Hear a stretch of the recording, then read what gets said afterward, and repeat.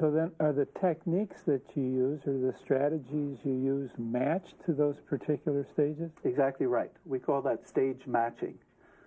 Both treatment strategies and relationship stances differ depending where the patient is. Can you give an example? Sure. Well, for example, the patient that I interviewed, LC, he presents in the maintenance stage with regard to his cocaine abuse. He has been abstinent for over a year, and he's working on to prevent relapse. So my relationship style with him is much more as a coach, an experienced consultant saying, let's look at your relapse prevention plan. How are we going to avoid slips? On the other hand, he is only in preparation with regard to his alcohol abuse. He knows it's a problem. He's tried to cut down a little, but and you can see it, he's a little anxious. At that point, I'm much more of a, let's call it a Socratic teacher, where awareness, small baby steps, helping him develop a plan. And even for other, like most people, he presents with a multitude of problems related to his addiction. He's also in contemplation with regard to what he wants to do with his life, his job, his relationships. So there we are much more in the way of a nurturing parent, helping him understand his goals. So the treatment strategies and my relationship stance just move along with the patient. What we're going to do now is we're going to watch you work with LC.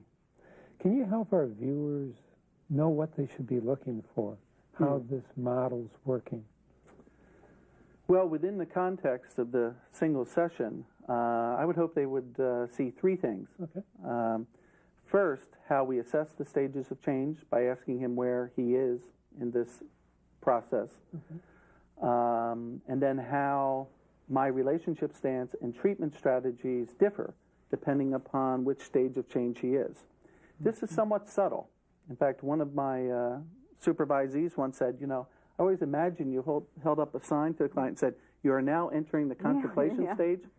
No, good therapy is a little more fluid and seamless than that.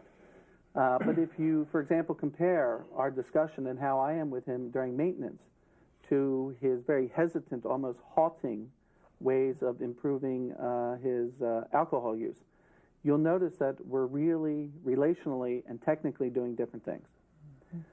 The second thing, and it comes up fairly briefly at the beginning, is how I tried to tailor my relationship stance to LC.